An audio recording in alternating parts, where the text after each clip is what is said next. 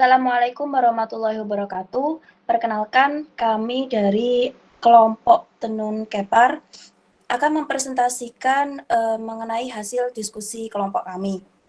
Sebelum mempresentasikan hasil diskusi kami, saya akan memperkenalkan anggota kelompok satu persatu, dimulai dari saya sendiri. Saya sebagai moderator di sini, nama saya Balkis Afifah Adila dengan NIM 039. Selanjutnya ada Iis Suwaida dengan NIM 060. Kemudian ada Nadia Sabita dengan NIM 064. Kemudian ada Nabilah Nurhaniah dengan NIM 073 dan yang terakhir ada Hani Handini dengan NIM 075. Sebelum kami menjelaskan mengenai tenunan Kepar, dimohon untuk Hani Handini share screen PPT materinya. Baik. Untuk pengertian tenunan Kepar dan penjelasan lebih lanjutnya saya serahkan kepada yang bertugas. Silakan. Saya akan menjelaskan tenunan Kepar. Pengertian silang Kepar merupakan desain kedua paling umum setelah tenunan polos. Silang Kepar adalah salah satu dari 3 jenis tenunan dasar, di samping silang polos dan silang satin. Susunan tenunan ini adalah kedua yang paling banyak digunakan setelah silang polos. Silang Kepar lebih kuat daripada silang polos, karena lebih banyak benang yang dipergunakan untuk silang Kepar juga lebih berat daripada silang polos. Bahan tekstil yang dihasilkan di tenun silang Kepar ialah denim, drill, gabardine, bahan kasur, dan veterbal. Selanjutnya akan dipresentasikan oleh teman saya. Saya akan melanjutkan presentasi dari Hani. Variasi silang Kepar. Yang pertama, silang Kepar timbal balik. Yang kedua, Kepar diperkuat. Yang ketiga, Kepar tulang banyak. Yang keempat, Kepar tulang ikan. Yang kelima, Kepar silang. Dan yang keenam, Kepar biku. Silang Kepar lebih kuat daripada silang polos karena lebih banyak benang yang dipergunakan untuk silang Kepar. Juga lebih berat daripada silang polos. Proses pembuatan. Proses pembuatannya, apabila pada baris pertama penyilangan biasa, maka pada baris kedua benang pakan loncat 3 benang dari baris awal pada penyilangan pertama. Karena perbedaan loncatan dengan baris sebelumnya, maka akan nampak seperti garis yang menyilang ke kiri atau ke kanan. Atau dengan kata lain, benang pakan akan melintasi 2 atau lebih benang lungsi untuk menghasilkan suatu pola diagonal. Kemudian, pada baris berikutnya, posisi garis benang pakan berpindah 1 benang lungsi ke kanan atau ke kiri. Oleh sebab itu, diperhatikan pola silang Kepar memiliki garis diagonal atau garis miring pada kain semakin curam sudut pada garis silang Kepar dari garis horizontal, maka makin banyak benang lungsi yang diambil dan makin kuat kainnya. Berikut gambar-gambar dari silang Kepar. Next. Berikutnya, karakteristik tenun Kepar. Yang pertama, pada permukaan kain, terlihat garis miring atau ribs miring yang tidak putus-putus. Yang kedua, jika arah garis miring berjalan dari kanan bawah ke kiri atas, disebut Kepar kiri. Jika arah garis miring berjalan dari kiri ke bawah ke kanan atas, disebut Kepar kanan. Yang ketiga, garis miring yang dibentuk oleh benang lungsi disebut efek lungsi atau Kepar lungsi. Sedangkan garis miring yang dibentuk benang pakan disebut Kepar efek pakan atau Kepar pakan.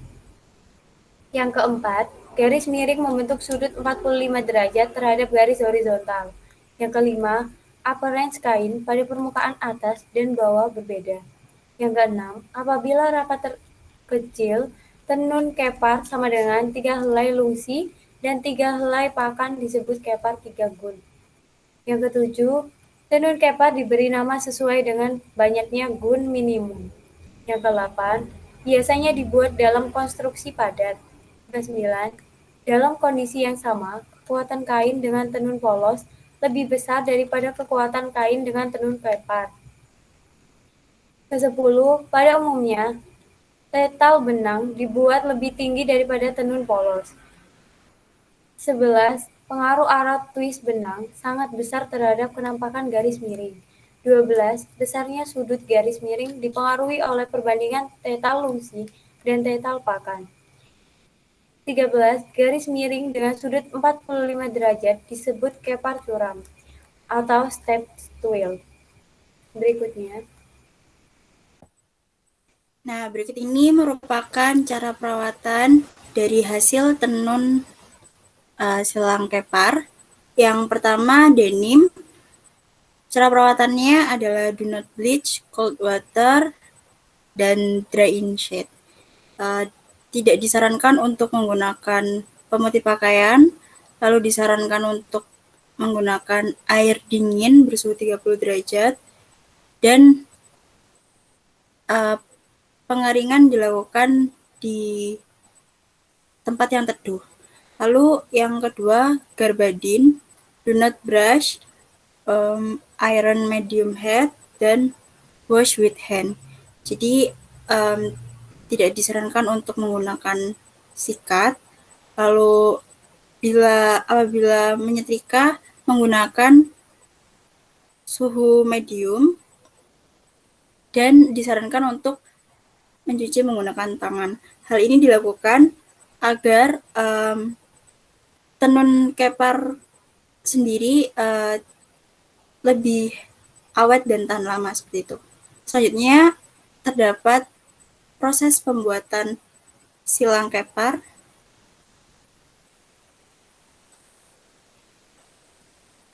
Bisa ditayangkan.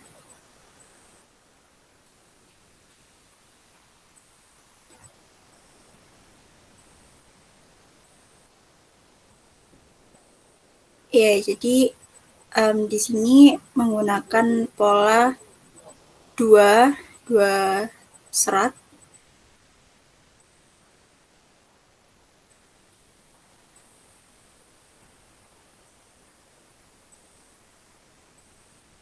Jadi dalam proses penyilangannya, apabila pada baris pertama penyilangan biasa, artinya pengambilan seratnya berurutan 2 serat, 2 serat.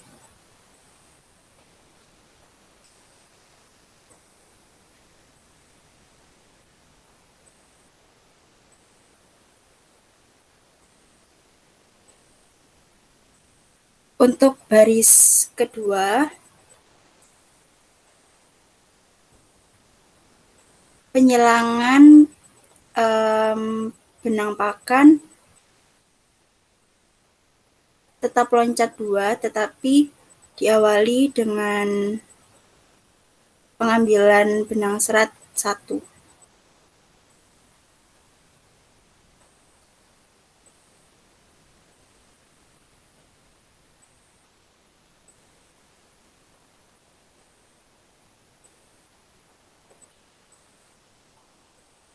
Lalu yang ketiga,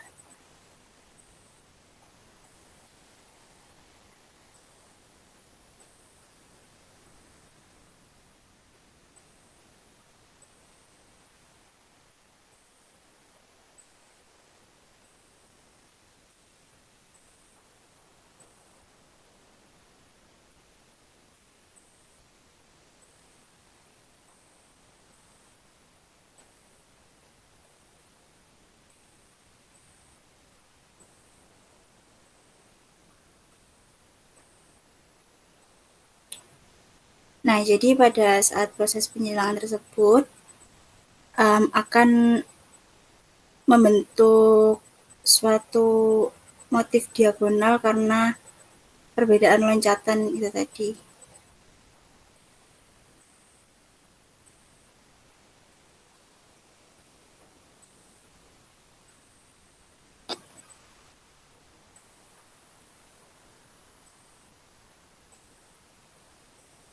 Pada permukaan kain akan terlihat garis miring atau rips miring yang tidak terputus. Di sini maksudnya untuk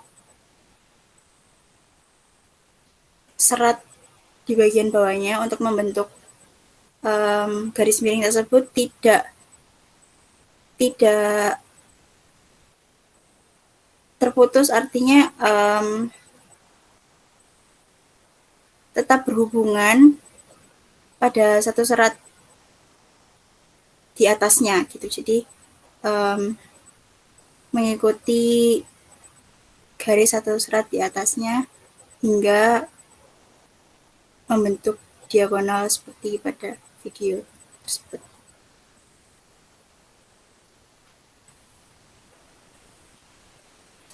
Biasanya serat pada kain yang dihasilkan dari silang kepar ini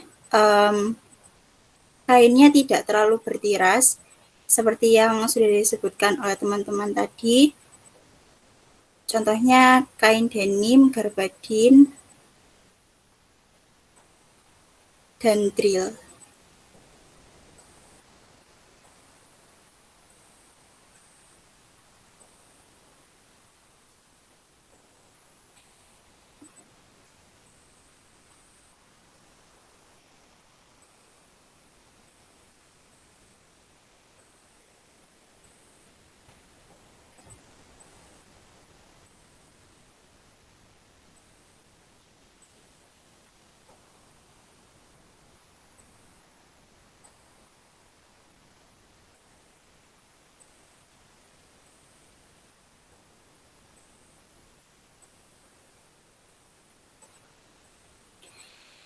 Oh ya, selain itu kelebihan dari tenun kepar ini lebih awet, lebih kuat daripada tenunan lainnya karena menggunakan dua serat maksudnya.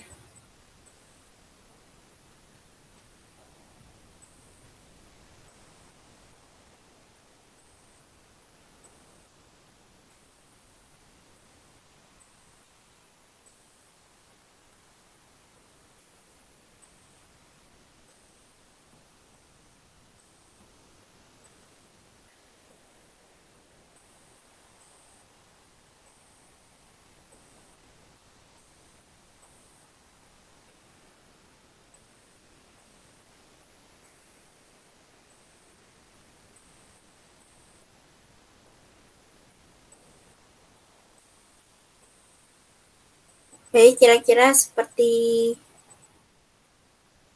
itu.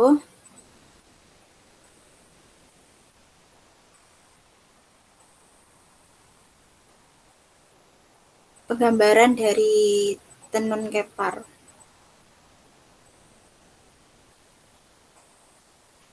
Saya kembalikan kepada Balkis.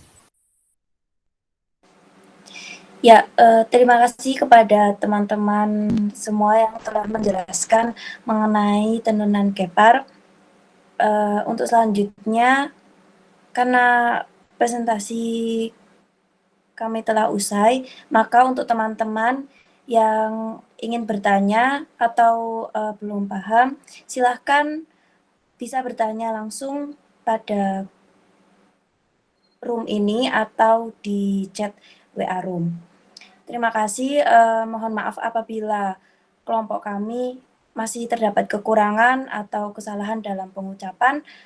Kami dari kelompok tenun kepar pamit undur diri. Wassalamualaikum warahmatullahi wabarakatuh.